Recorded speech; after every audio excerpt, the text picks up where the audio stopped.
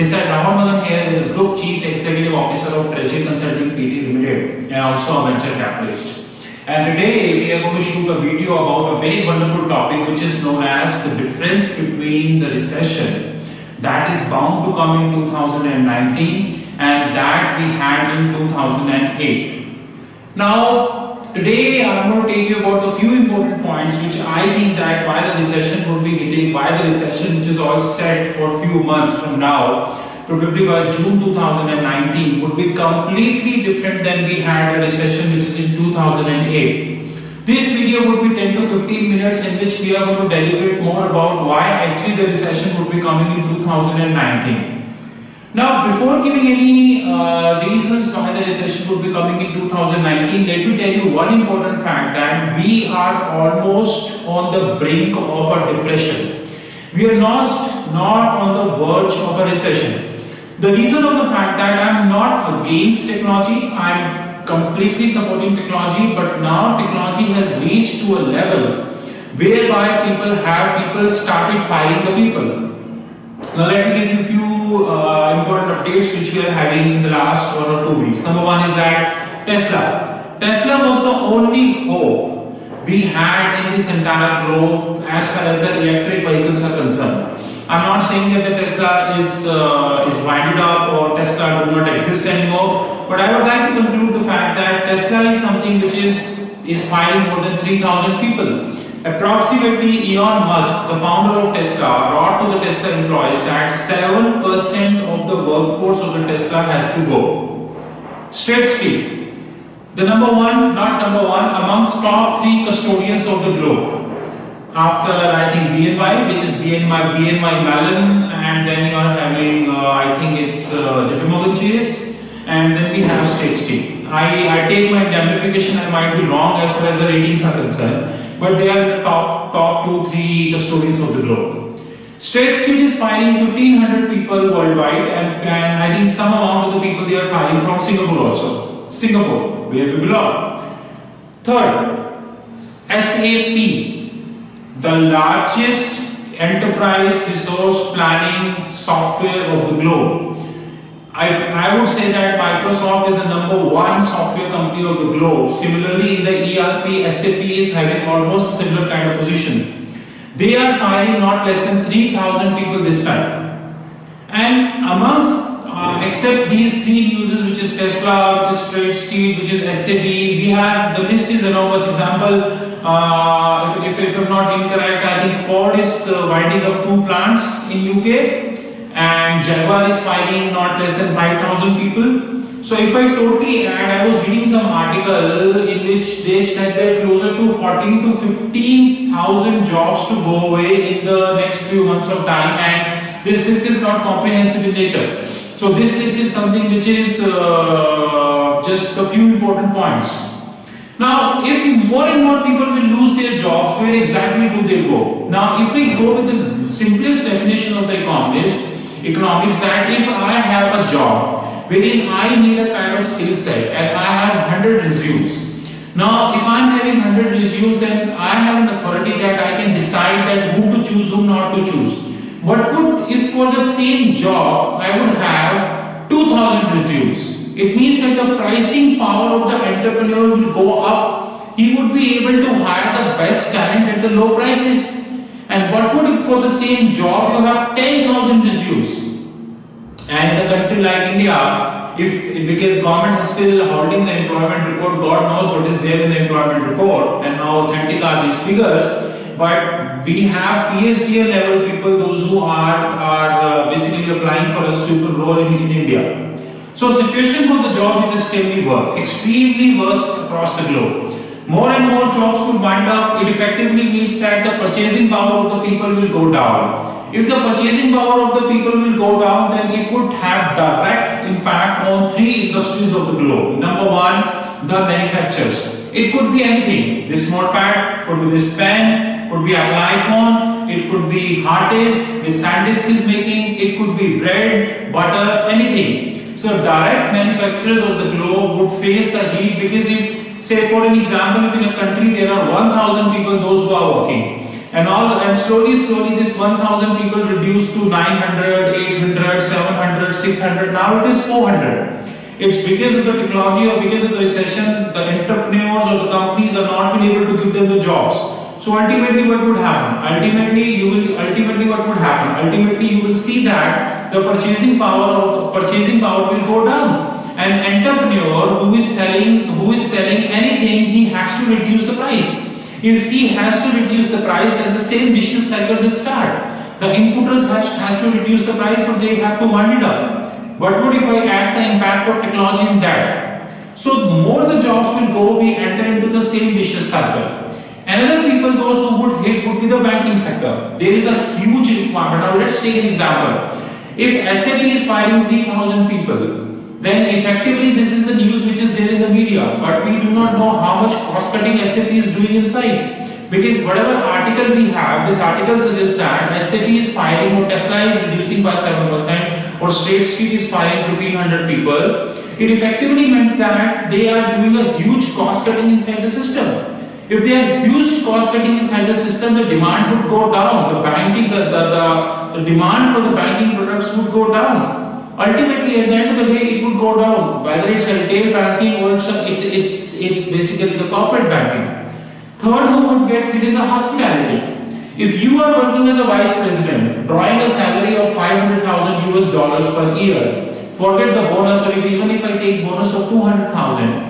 You can afford to take your family at least once in a year to different places like US, London, or the different parts of the globe. But what would if your job will go away? You cannot even think to have your family go on the vacations. Hospitality and the banking are the two sectors that will get hit as far as the recession is concerned. We have already started getting the heat. That hospitality started facing the heat, banking already started facing the heat.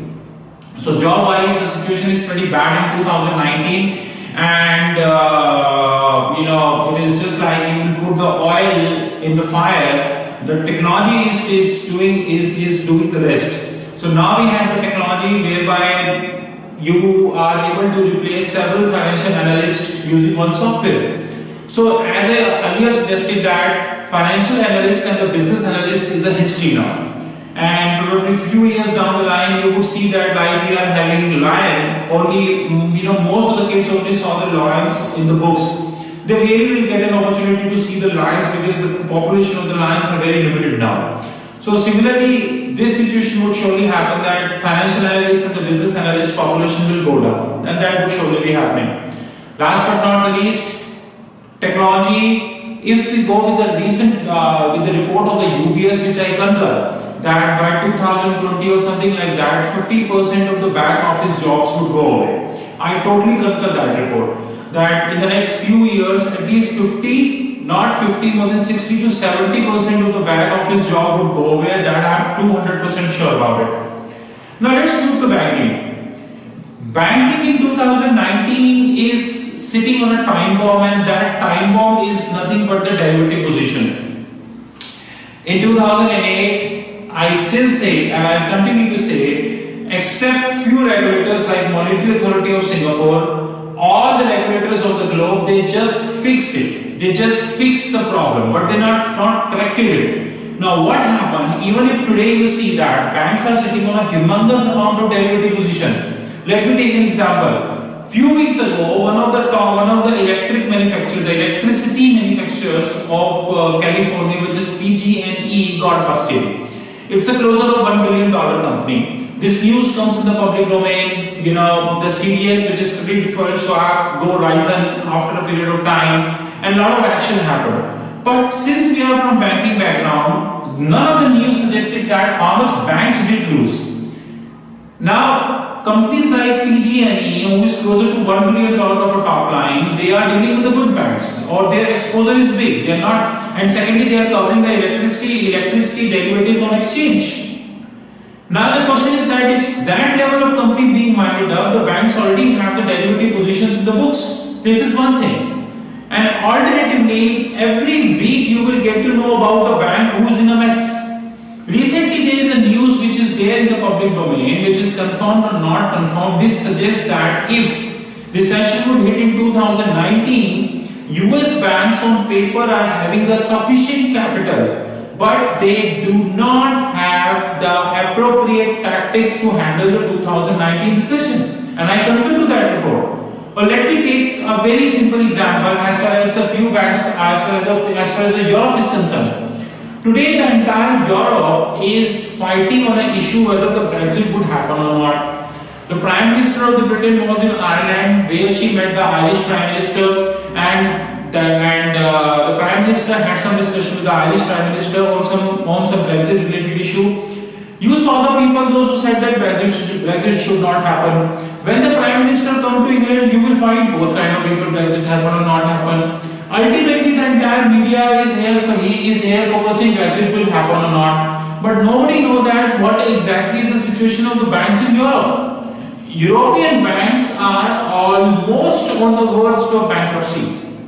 Most of the European banks have lost their capital. And we have, without quoting the name in the public domain, we know the banks in Europe, those net worth already being eroded. It's a matter of time when these banks will come in the public domain and boom, that's it.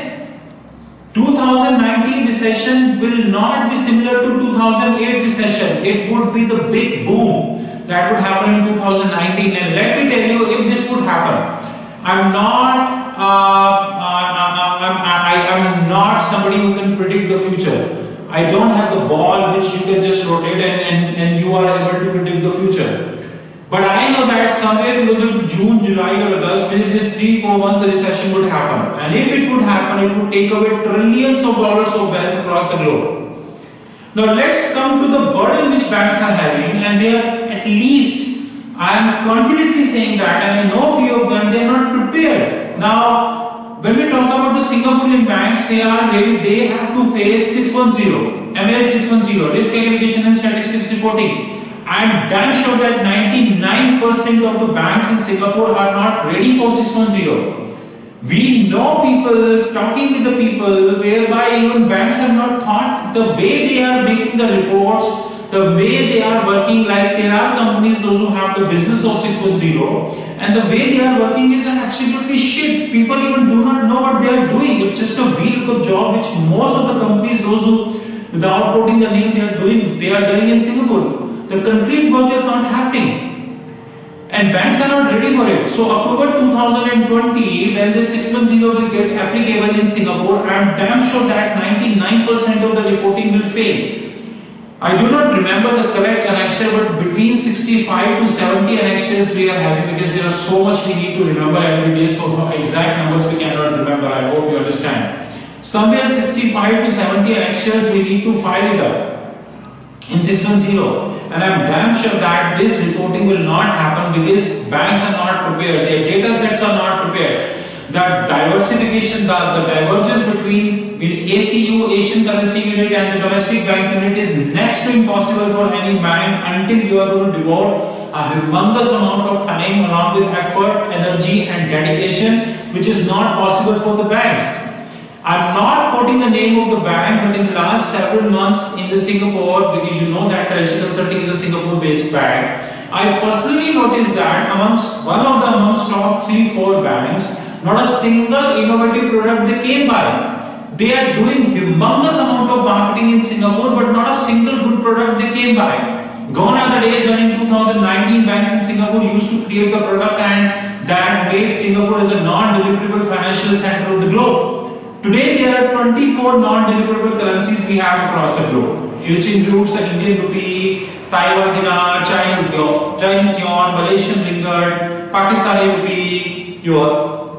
rupee, you have Iranian riyal, and most of the currencies are from Africa. But boss, how many of you actually know that the only place to get this trade is Singapore? But how much time did Singapore took to make themselves as a non-deliverable financial center? It is not an overnight position, it's not an overnight job. It's not like today the Prime Minister of the country thinking tomorrow Singapore would be a non-deliverable financial center. You need to create a liquidity, you need to create the interbank positions. But that is not the scene now, because banks are not innovating anything. Without quoting the name, I met up somebody whom I know during my EXL times. You know that I was a treasury person of EXL. I met up somebody in the EXL time and he told me that bespoke portfolios has reduced considerably alongside the positions banks are taking in the commodities. And that information I'm getting from a lot of banks that the commodity position in the base stocks portfolio has reduced considerably. Now the question is where we are having. So 610 is something which is next to impossible until the banks have complete dedication. Regulator is doing a wonderful job, there is no doubt. Monetary Authority of Singapore is doing a wonderful job. They did it in 2008 and now they are having a humongous job to do. And Prime Minister Lee and upcoming Prime Minister Mr. Hang, I'm sure that they would take up the stuff further. I'm pretty sure about that. Now let's talk about SFTR, Security Financing Transaction Regulation, and the important nuclear bomb which is coming. Boss, fundamental review of the trading book. How can we forget that 1st January 2019 fundamental review of the trading book was supposed to implement, but without putting the name of an American bank, you know, my favorite bank, they used their muscle power, and what they did, they used their muscle power. And what they did, they postponed it to 2022. Are you seriously ready for 2022? 2019 has already started. It's a matter of 3 years. And then what you do? And why do we forget that ECL, expected credit losses, and PRA, prudential regulation? There are almost 17 regulations are on the way for the banks.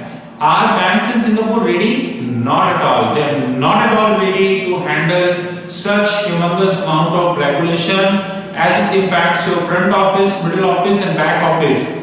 Last but not the least, don't forget 2022, all the important regulations of the Basel III is coming live. Basel has already said, you are okay, you are not okay, you are ready, you are not ready, that is your problem. 2022, somewhere October, all the regulations of the Basel III will come into the picture. And once all the regulations of the Basel III will come into the picture, this would have a huge capital impact in the books of the banks. Humongous amount of capital impact in the books of the banks.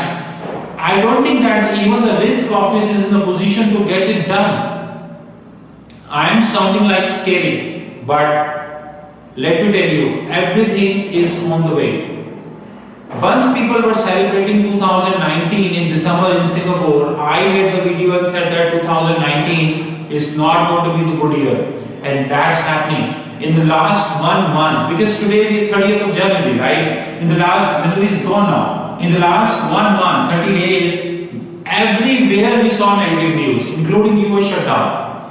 Everywhere we saw the negative news. Not a single front you counter me that there is a one good news which we are having. So everywhere we are having negative news. Now it's a matter of us whether we take this news or we try to retaliate, but we are most welcome. You're most welcome. I again would like to reiterate the fact that 2019 might not be a wonderful year for most of the people, but 2019 would surely be a good year for people, those who are functionally competent. Treasury Consulting is extremely committed to take the advantage of 2019. We are creating infrastructure. This is our new office and very big on the way. You know, slowly the office will develop, and hopefully by end of March the entire office would be in the picture. This would be the 7-star facility. We are launching 4 legal entities in the next 2 years, which is Hong Kong, Australia, Sharjah and New Zealand. We already launched the initial coin offering desk in the system. To cut the long discussion short, we are heading towards a situation whereby jobs might not be the reality and people have to lose their jobs. Technology is one issue. And another thing, people do not want to improve themselves, they do not want to lead themselves, banks are not in a competitive position, and too much complacency which has happened in the bank. Like, let's talk about American bank. I still remember my golden days in 2008 when Goldman Sachs used to come up with several products in the market.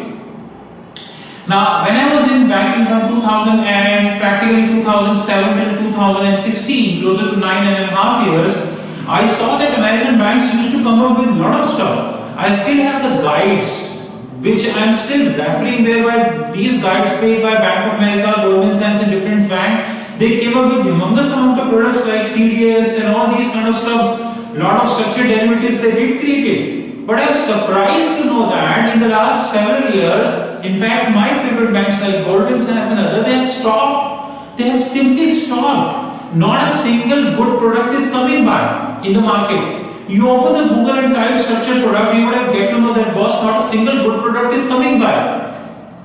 To cut this video, I would like to ask one question from everyone who is watching this video. Are we entering into a scenario whereby we will make bank a grocery shop, or we will make the bank, a very simplistic business? Or are we really wish to enter into a scenario whereby the role of the front office would go away? We don't need the people, those who have the front office jobs. Or maybe we have somebody in different part of the globe who is thinking that front office role would be managed by the robotics. About the AI, where is the innovation? Which product we are innovating? Why are we getting too much pessimist? Why too much conservative? 2019 was not, 2008 was not because of the derivatives. It was because of the mistakes. It was oversight problem. And now in 2019, another problem is oversight, but this time too much oversight. 2008, there was zero oversight, ZERO. In 2019, it's too much oversight. And still regulators believe that nothing is happening, but everything is happening. We know that banks are winding up, banks are losing the money. If even after doing so much oversight, you've not been able to protect the banks, and for what are we doing? Why do we need these regulators? We are heading towards a big recession, or might be depression, and I'm not sure that whether this depression will continue till 2020. Several trillions dollars of the wealth would wash away, several thousand people will lose the job. But at the end of the day, if I'm having a regulator, that doesn't mean you are going to do too much oversight. Front banks have stopped creating a new products. That's not done. That's exactly not done. This is not banking. Banking is not a commodity business. Banking is a volatility business. And if you make banking a commodity business, then ultimately it's the end of this globe. It's just like a barter system. So all bankers are farmers, and they are producing a single crop. It could be wheat, it could be any other crop, and at the end of the day, somebody sitting, maybe some government official or non-government official or a price maker, he will decide the price, and this everyone has to take this price. This is not banking, right? This is farming. Don't make banking a farming. If you really wish to stop 2019 crisis, then you have to give the free hand to the front office of the bank to come forward and take the decisions. But if you are not doing that, you are killing the future of the banking and maybe several. But Treasury Consulting don't care. We are heading as a bank. In 2024, Treasury Consulting will file for a banking license in Singapore. And God willing, we would surely get a banking license in the different parts of the globe as well, which could be Hong Kong and our own country, which is Australia. At least we're going to have 3 different banking licenses in place. I don't worry. I'm going to make my front office pretty competitive. I am going to make my interbank pretty competitive. I know that 2019 recession is there. Please be careful. If you are still thinking that the so-called regulators would be able to save you, that's up to you. This was the purpose of this video, is to let you know, not a scary, but Treasury Consulting always talk realistic. Welcome to our new office, lot on the way. To conclude the discussion, we again would like to tell you that our new magazine, we launched our publication desk, which is whereby we are launching our foreign exchange magazine, the Maverick Treasurer, that is hitting the market between 26th February to 29th February 2019. And with this, Treasury Consulting will prove to the people in the publication that how to write the magazine. You know my number? In case you want to talk, my number is 91, which is an Indian code. Although in Singapore, wherever I am, this number works. 91 9899242978. My email ID and mail details and Skype ID, everything is on our fixed income platform, which is www.fixedincome.global. Thank you and have a wonderful time ahead. See you soon.